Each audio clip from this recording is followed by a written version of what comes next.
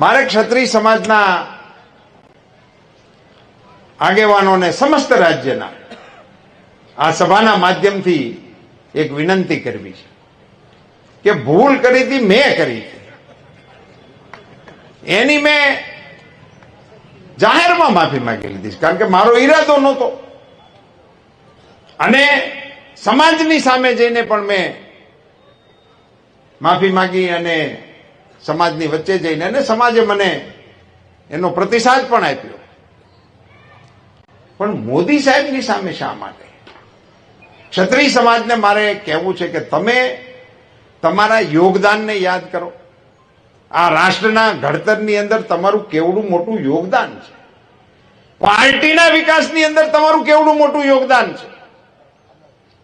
અને નરેન્દ્રભાઈ મોદી જેવા વડાપ્રધાન, જ્યારે 18 કલાક માણસ ભારત સિવાયની કોઈ વાત વિચારતો ના હોય, મારા દેશ સિવાય કોઈ વિષયની સાથે જેનો નાતો ના હોય, 140 કરોડ દેશવાસીઓને જે માણસ પોતાના પરિવાર તરીકે સંબોધન કરતો હોય, અને એમના આખી વિકાસ યાત્રાના સાથીઓ તરીકે કેટલા ક્ષત્રિય આગેવાનોના હું નામ લઈ શકું.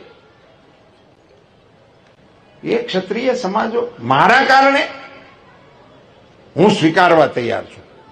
ચલો, આપને એમ લાગતું હોય કે મારી ભૂલ છે, મેં તો સ્વીકારી છે, પણ મોદી સાહેબની સામે ક્ષત્રિય સમાજને ઉભો કરી દેવો એ મને એવું લાગે છે કે યોગ્ય મને નથી લાગતું. નરેન્દ્રભાઈ મોદી આજે વિશ્વના નેતા છે, આપણા દેશના નેતા છે. હું ક્ષત્રિય સમાજના અગ્રણીઓને વિનંતી કરવાના મતનો છું કે આપ સૌ મોદી સાહેબની સામેના આ આક્રોશને એમાંથી આપ પુનર્વિચાર કરો. આપ સૌ અગ્રણીઓને પણ મારી આગ્રહભરી વિનંતી છે કે સમાજના આગેવાનોની સાથે સમજણનો નવો સેતુબંધ બાંધવા માટેનો આપણે પ્રયાસ કરીએ.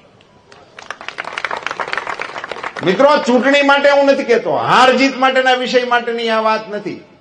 સમાજ જીવનના આપણા તાણાવાણાને સ્પર્શતો વિષય છે, એને રાજકારણથી દૂર રાખવા માટેની કોશિશ ક્ષત્રિય સમાજ અવશ્ય કરશે એવી વિનંતી સાથે હું આ સભામાં આપ સૌને પ્રચંડ મતદાન કરવા માટે 7મી તારીખે 10 વાગ્યા પહેલા મતદાન પૂરું થઈ જાય એ પ્રકારે સૌ કાર્યકર્તા કામે લાગો એવી વિનંતી કરીને વિરમું છું. આપ સૌનો ખૂબ ખૂબ આભાર.